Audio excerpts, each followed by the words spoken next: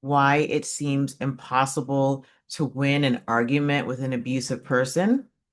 Well, in today's video, I'm going to explain why that is. And that's actually done by design. My name is Dr. Felicia, and I'm a licensed psychologist. And in today's video, I'm going to be exploring why it seems difficult or probably even impossible for you to win in an argument with an abusive person. When two healthy people have a disagreement or an argument, the goal is to understand one another.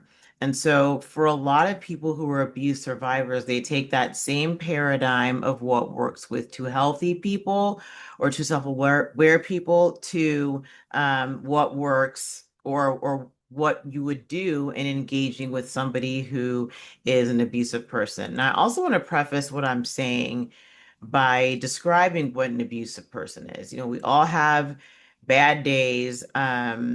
I'm talking about a person who shows a pattern of abuse, not somebody who is having, an off day or just going through something. Okay. So I want to make sure that you get that because, like I say all the time, you have to have nuance to understand what's going on in this channel. So back to the discussion at hand. Um, as you think back on your history, experiencing abuse, and it could be any type of abuse. It could be spiritual abuse within a church. It could be, with a partner, in your family of origin. Those arguments, when you're trying to argue with an abusive person, you rarely win. And even if you do, it comes at a great cost. So why does this happen? Right. Remember, I said before, it is by design. It's something that is purposefully woven into the structure of how abusive people argue. Healthy people argue to understand one another. They are fine walking away from a disagreement and just agreeing to disagree. Abusive people don't do that. When they argue, they're arguing with people is for domination. So I'm going to explain three D's to you. The first one begins with a D, obviously, is domination. So you'll see this oftentimes with people who are very controlling, right? And so for them, when they're arguing with someone, they're not listening to what the other party is saying. Even if they are listening, their goal is not understanding. Their goal is not to improve the relationship because disagreements can actually be quite healthy. They can be like a diagnostic indicator of the challenges that, a group or, like a dyad is facing, right? But with abusive people, they are arguing to dominate. And so it really, and this is something else I need people who are survivors to understand. The content of the argument or the disagreement matters less than you think. So it may not be about whatever thing it is, and it probably isn't. From the abusive person's perspective, that argument is about them showing domination, trying to assert dominance over someone or maintain dominance, right? And so if you watch some other channels or read some other literature about abusive relationships, people who are survivors of abuse will notice that when they are kind of like on their way out the door, that the abusive person or system will start ramping up the frequency of arguments. And they seem, rather mundane or ridiculous. And so you have to remember it's not about whatever that thing is. It is about the abuser asserting dominance over you. And it doesn't even matter, if they are dominating you or not, they are trying to. And so if they can sense that you're pulling away or you are breaking the unspoken rules, then that dominance is kind of like jerking the chain, so to speak, and saying, hey, like, this is your place. I'm above you. It can be a person, it can be a person representing a system, so that's that. So the first one, dominance. The second one is about deflection. And so when two people who are healthy, who are emotionally mature, have a disagreement, they are able to either in the moment or after the argument inwardly reflect in an honest manner. And they might say, oh, you know what? Maybe I need to do X, Y, and Z better. They may hear that feedback from the other person or the system. And remember, when I talk about disagreements, it doesn't have to be just between two people. It could be one person versus another person who's representing a system. It could be one person versus like a literal, system or team of leaders or whatever. So keep that in mind. Um, so I said that healthy people, emotionally mature people, they're going to look inward and see, okay, what can I do differently? They'll receive the feedback. They may not agree with it and they may not even implement it, but they are the kind of people that can look inward and, check things out and say, okay, maybe this is something I need to work on, but they're listening to each other, right? When people who are abusive or systems who are abusive argue, they do this to deflect. That's the second D. They do this to deflect from whatever challenges that the system or the person is facing. People who are abusive have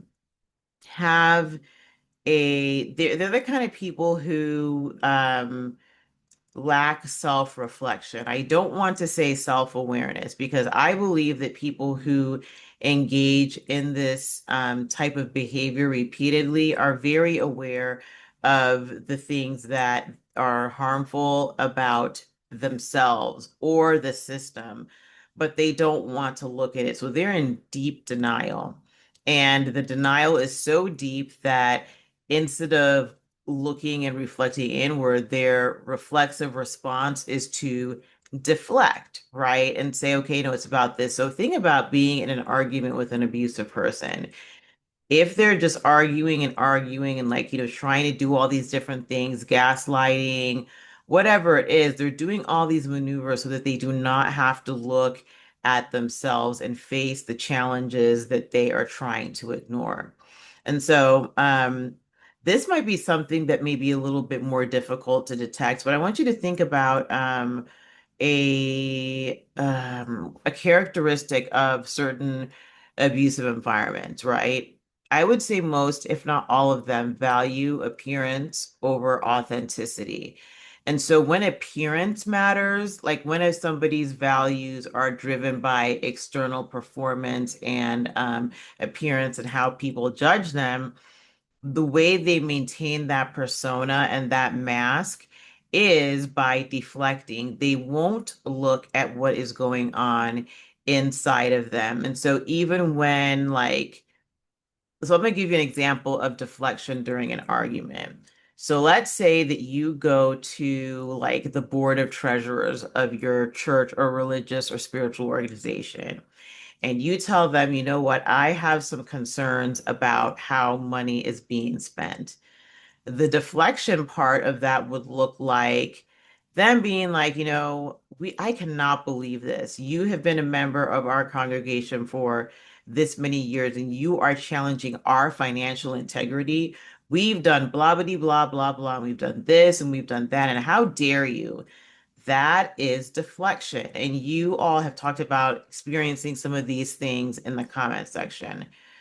What they're doing is they're not answering the question. It could be within a romantic relationship or even a friendship. So let's say you bring up an issue to a good friend about something, and they're like, I cannot believe that my best friend of 10 years is coming to me and telling me that I hurt their feelings when they know all the sacrifices and the love that I've shown them. Do you see what I'm doing there? What that is, what's happening? That is deflection, right? Domination could be, if we go back to the example of the person in front of the financial board, domination could be, you don't have the right to come here and ask these questions, right? So they may say you need to get out, you're being disrespectful, whatever. They're trying to shut things down.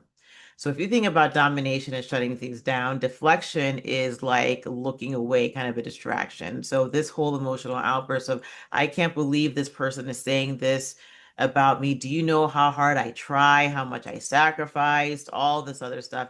That is a deflection, okay? So the third one is depletion. And this is probably even harder to detect. And so in some pop psychology literature, and you all know how I feel about pop psychology personally, but there are some things that can be helpful in terms of understanding behavior. One of them is called crazy making behavior. So if you ever seen the phrase crazy making, this is linked to depletion. So there are people that, I've seen some people and I just wonder, like, how do you have the energy and why do you think this is so productive to just argue on end about stuff that doesn't matter, right? And so, but the people that do this, abusive people that do this, they do this for a reason and they do this to deplete you. That's the third D.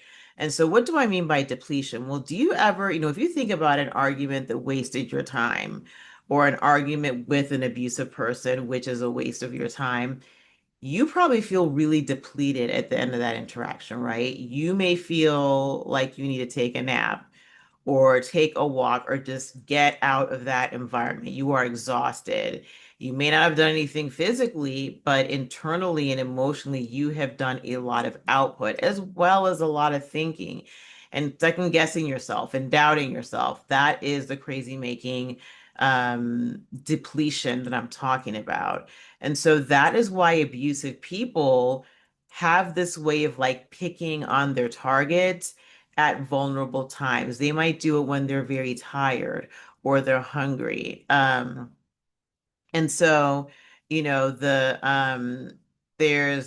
could be hungry, they could be angry, they could be tired, maybe not have gotten a lot of sleep, whatever. So people who are abusive do this and they target people at those times, right? So they may get them late at night when they're trying to fall asleep or, start an argument first thing in the morning. Hey, wake up, we got to talk about this, and that, right? And so if you are already in a vulnerable state, another thing that they can do is this is not just one person's systems. They can do that when someone's not feeling well, right? So they may say, oh, we're going to go visit this person and bring over a meal.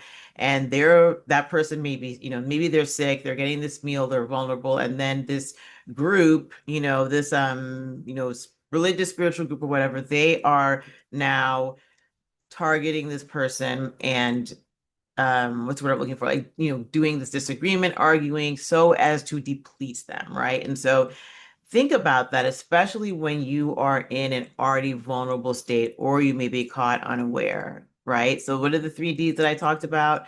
Domination, deflection, and then depletion.